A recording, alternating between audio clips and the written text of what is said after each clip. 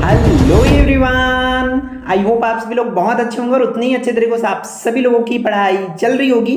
तो फाइनली जो है हम इस वीडियो में देखने वाले क्या भाई, आपकी कक्षा 10वीं विषय हिंदी अर्धवार्षिक परीक्षा के लिए सैंपल क्वेश्चन पेपर, जिसके अकॉर्डिंग जो है आपको प्रिपेयर करना है ताकि आपकी जो तैयारी है बहुत अच्छे से हो पाए। ठीक है, तो वीडियो को बहुत ध्यान से देखना और इससे रिलेटेड तैयारी करना। मैं वीडियो की स्टार्टिंग में बता दूं, बहुत से बच्चों को भाई डाउट रहता है क्या यही आएगा, तो कंप्लीटली ये तो नहीं आएगा, मतलब ए टू जेड आएगा ऐसा मैं नहीं बोलने वाला, क्योंकि आप लोग याद रखना आपको पढ़ाई रियल करना है।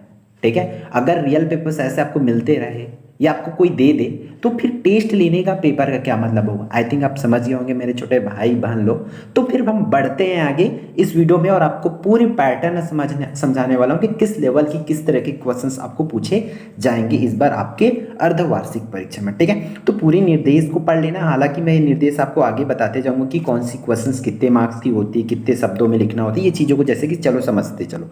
ठीक है, ये आपका बहुत काम क्या आपके फाइनल एग्जाम के लिए भी चीज़ों को देखो। खंड ए में तो मतलब प्रश्न 1 में 3 खंड रहता है, ये तो फिक्स है, अ ब स करके बटा रहेगा। ठीक, अब देखो प्रश्न क्रमांक दूसरा से छठवां जो कि 2 मार्क्स वाले हैं, तो 2 मार्क्स वाले क्वेश्चन को कितने नंबरों में, अधिकतम शब्द सीमा 30 है, एक लाइन में 10 शब्द माना जाता है, तो आपको लगभग 10 करके इसको 3 से 4 लाइन में कंप्लीट करना है। क्लियर, 3 से 4 लाइन में याद रखना। अगर 2 मार्क्स का बता रहे हो आप तो कोशिश करो कि 3 लाइन में उतना आप सफिशिएंट है कि उतना में आप आंसर दे दो लगभग। ठीक है, फिर उसी तरीके से मान के चलो अब हम चलते हैं 3 मार्क्स वाला। 3 मार्क्स वाले में कितना 50 शब्द में लिखना है, तो इसको आप 5 से 6 लाइन में खत्म कर दो। इतने आंसर आपको बताना रहेगा, बहुत ज़्यादा नहीं लिखना है ना, बहुत ज़्यादा कम नहीं लिखना है इसमें। ठीक है, फिर उसी तरह 4 अंक की बात करें तो 4 अंक में 75 शब्द है, मतलब लगभग 8 से 10 लाइन में आपको इसको खत्म कर देना है।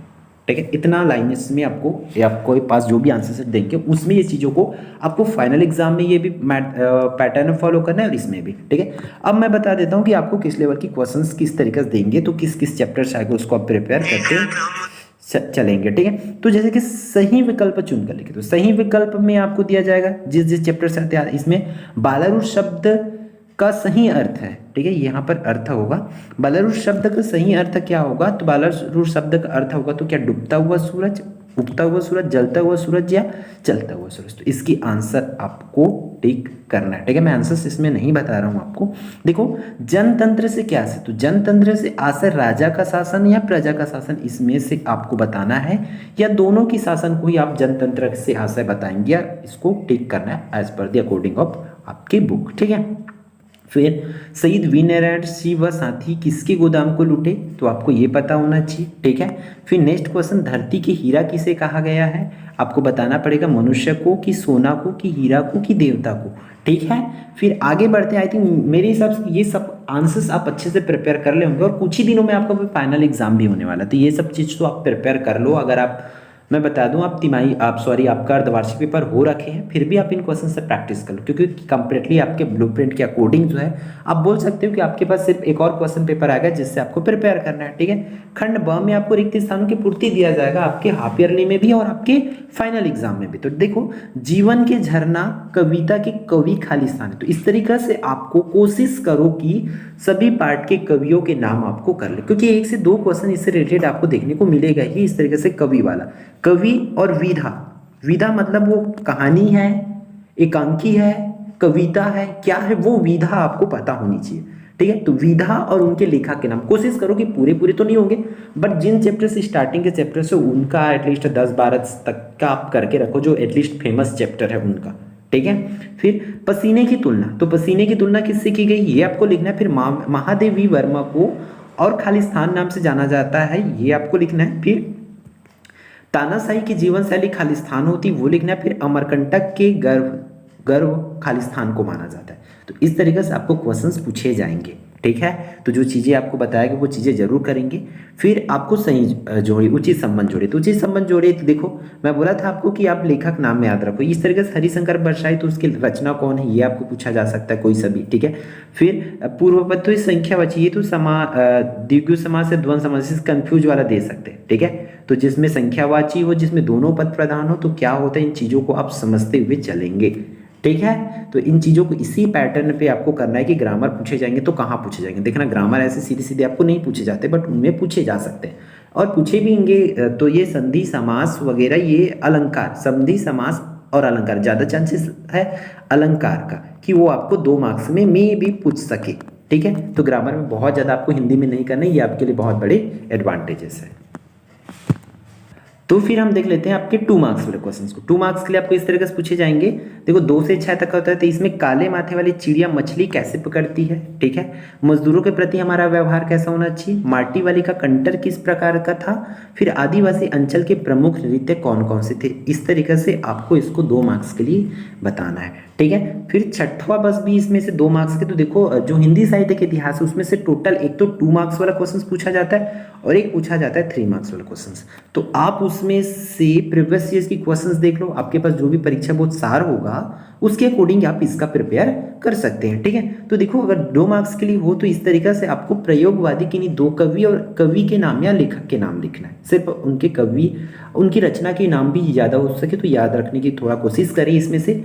फिर रीतिकाल की विशेषताएं 3 नंबर के लिए आपको विशेषता, जैसे प्रगतिवाद की विशेषताएं, रीतिकाल की विशेषताएं, भक्तिकाल की विशेषताएं, इस तरीके से 3 मार्क्स के लिए आपको विशेषताएं पूछे जाते हैं, ठीक है। तो विशेषता उनके लिए, लेखक और उनकी रचना का नाम 2 मार्क्स के लिए पूछे जाते थे। टोटल 5 मार्क्स आपका हिंदी साहित्य से पूछे ही जाते हैं, तो हिंदी साहित्य आप पढ़ के रखें, ठीक है।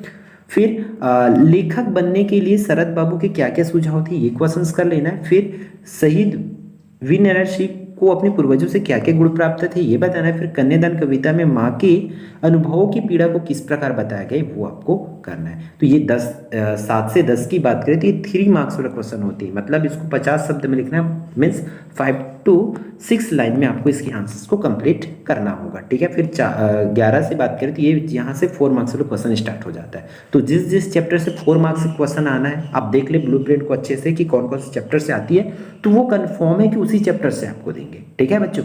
तो ध्यान देना कि उन चीज़ों को आपको समझना पड़ेगा कि जिस चैप्टर से आता है उसी चैप्टर से आपको ये सब क्वेश्चंस प्रिपेयर करते हुए चलना है, ठीक है। फिर इस तरीके से आपको भावार्थ लिखने के लिए बोले जाएंगे, तो भावार्थ आपको लिखना पड़ेगा, ठीक है। जिस जिस पार्ट से आते हैं उसी पार्ट से, जिस पार्ट से 4 मार्क्स वाले क्वेश्चन पूछे जाते हैं उसी पार्ट से आना है, ठीक है। तो ये चीज़ें को आपको समझना पड़ेगा। फिर 13 की बात करें तो गुंगवावत मया भभक जाए पंक्ति में खुलकर इसने प्रकट करने को कहा गया है। इस कथन का आपको उद्देश्य बताना है, क्या है उसको लिखना है। या अथवा हम इस तरीके से मरिया प्रथा पर अपने विचार को लिखना है कि मरिया प्रथा किस प्रकार, वो पाठ के आधार पर आपको अपने विचार रखना पड़ेगा, ठीक है। फिर 14 में भी देखो तो ये भी 4 मार्क्स वाला क्वेश्चन कि कवि ने जीवन की समानता झरने से किन के रूपों में की गई है, अपने शब्दों में लिखना है ना। इस तरीके से इसके अथवा में होंगे, यहाँ से 4 मार्क्स वाले क्वेश्चन जैसे स्टार्ट हो जाएगा, ठीक। फिर आगे बढ़ते हैं, आपका 16 क्वेश्चन देखो। 16 क्वेश्चन में क्या दिया हुआ है, इस तरीके से जो इंपॉर्टेंट है इस ईयर के लिए हमने वो आपके लिए रख दिए कि परीक्षा अवधि में ध्वनि विस्तारक यंत्र पर प्रतिबंध लगाने हेतु जिलाधीश को एक आवेदन पत्र लिखना है। अथवा देखो एक तो आवेदन पत्र से आता है और एक पत्र से आता है। तो देखो स्वच्छता अधिकारी नगर पालिका निगम रायपुर को एक शिकायत पत्र लिखना है। तो इस तरीके से ये तो आवेदन ही है दोनों यहाँ पर, ठीक है। तो आपको क्या पूछा जा सकता है, आपको जैसे माता को पत्र, पिता को पत्र, इस तरीके से रिलेटेड भी आपको पूछे जा सकते हैं। तो वो सब चीज़ें जरूर कर लेंगे, ठीक है, क्योंकि एक सैंपल पेपर में ऑल इंपॉर्टेंट क्वेश्चंस को नहीं डाला जा सकता, इन चीज़ों को आपको समझना पड़ेगा, ठीक है। तो इस तरीके से फिर आपका अपठित गद्यांश भी आना है। तो अपठित गद्यांश में इस तरीके से आपको जो भी क्वेश्चंस पूछेंगे, जैसे उचित शीर्षक, शीर्षक मतलब आपको इसको पाठ का नाम देखना है, सारांश बोला है तो इसी कहानी को पढ़ना है, फिर आप क्या समझे उसको 4 से 5 लाइन में बता देना है। फिर इसको पढ़ोगे तो आपको इसके आंसर पता ही चल जाएगा कि व्यायाम कितने प्रकार के होते हैं, ठीक है। तो फिर आगे आपका एंड लास्ट क्वेश्चन बोल सकते हैं इसमें से आपका कौन सा है भाई, निम्नलिखित विषय में किसी एक विषय पर लगभग 250 से 300, मतलब 25 से 30 लाइन में, मतलब लगभग समथिंग आपको 30 लाइन मान के चलो।